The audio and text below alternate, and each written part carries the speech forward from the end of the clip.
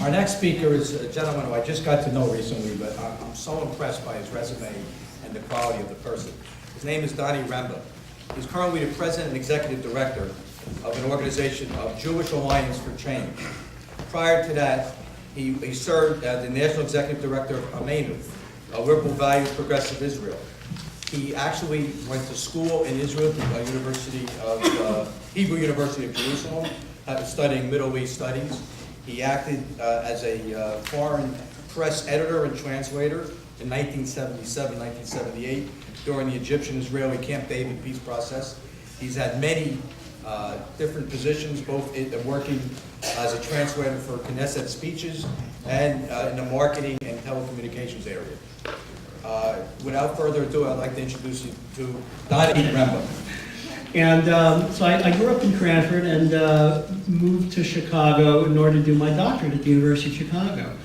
And after I left the university, Obama had not yet arrived. But for some strange reason, I decided to go back to the University of Chicago to do some more advanced work in political science in the mid to late 90s. And if you do that at the University of Chicago, you end up spending a lot of time in law school.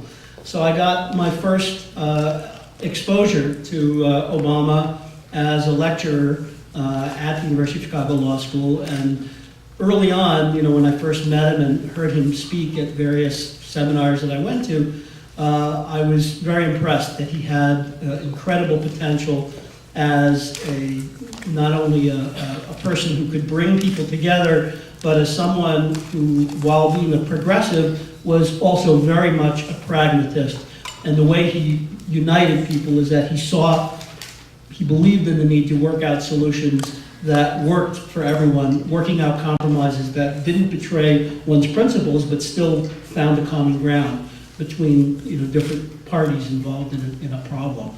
And that's really been typical of his career as a state senator, and then as a U.S. senator, and then as a presidential candidate. And I know that that will be true. The promises that were made by others who have run for office, that they would really be bipartisan, have not come to fruition. Obama is someone who has lived that, I think, his whole life. And I have more confidence that he will fulfill that as a president than any other politician that I've seen in my life. So one of the things that has inspired me and excited me about him as I've watched his career unfold in Chicago. I've lived in Chicago for 29 years and watched him and had opportunities to spend some time meeting him and hearing him over the last 10 years, is that he's really been consistent in his approach all along. And what I saw also is that I worked as a Jewish community leader in Chicago, mainly in a lay capacity. And during the years that I did that, I saw the enormous support that Obama had in the Jewish community that I was a part of. When he ran for the Senate, for the U.S. Senate, after having been a state senator for nearly 8 years, everywhere you went in shuls, both in the northern suburbs where most of the Jewish community is concentrated, and in the city of Chicago, you would see Obama for Senate buttons in shuls wherever you went. And so it was hard to find Chicago Jews who weren't supportive of him. And the reasons have to do with several considerations, and one, of course, is that throughout his career, as several people have mentioned before me, so many of the people who have mentored Obama and who have worked closely with him and helped him in his career as a politician, as a representative of first of the area in Chicago that he represented in the state Senate, and then afterwards, so many of the people who mentored him and helped him were prominent Chicago Jews who've had very close working relationships with him. And so all of us in Chicago have never had any doubt of Obama's loyalty and devotion to Jewish concerns.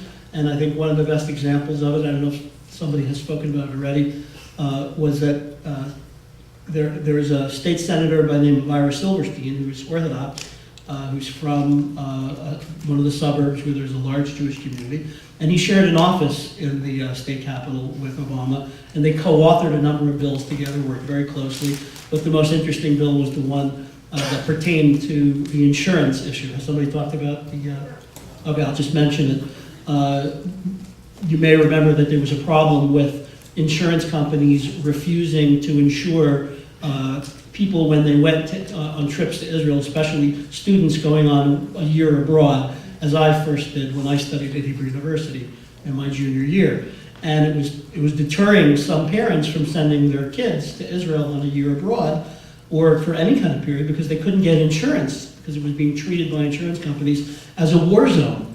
And Obama co-sponsored a bill with Ira Silverstein that essentially outlawed that practice and declared that Israel was not a war zone and that any insurance company in the state, operating in the state, had to provide insurance to Jews or non-Jews who wanted to visit Israel or spend time there without discrimination.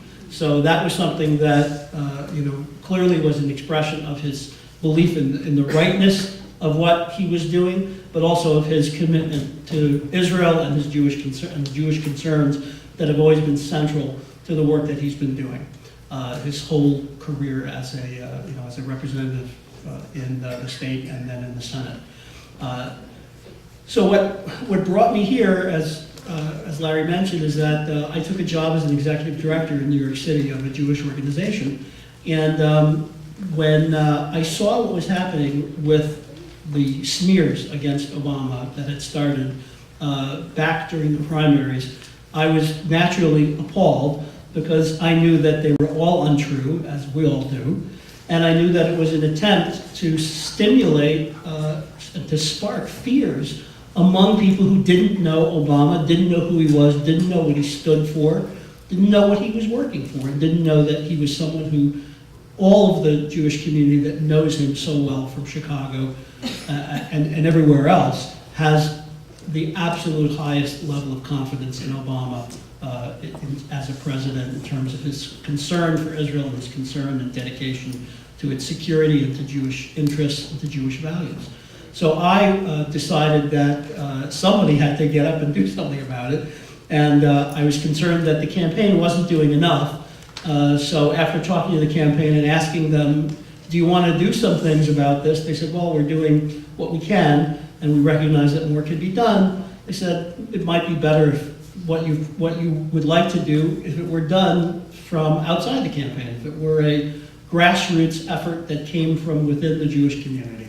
And so I co-founded the Jewish Alliance for Change and Jews for Obama. And you should visit, if you haven't visited our websites, jewsforobama.com, and then our website, jewsforchange.com.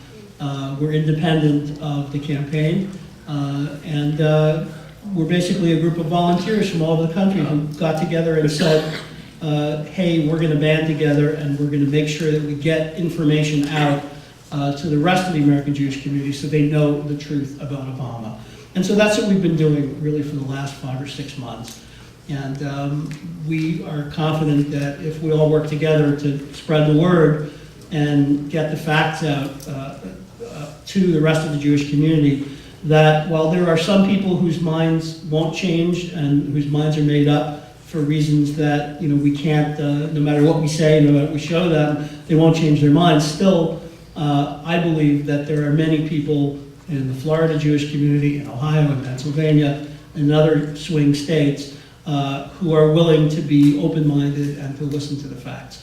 So I hope we'll all work together, and I know we will, to make sure that the Jewish community returns to its historic levels of voting for the Democratic presidential candidate in the 75 to 80% range. That's our goal, and if we can do that, I think Obama has an even better chance of winning those key swing states and winning the presidency.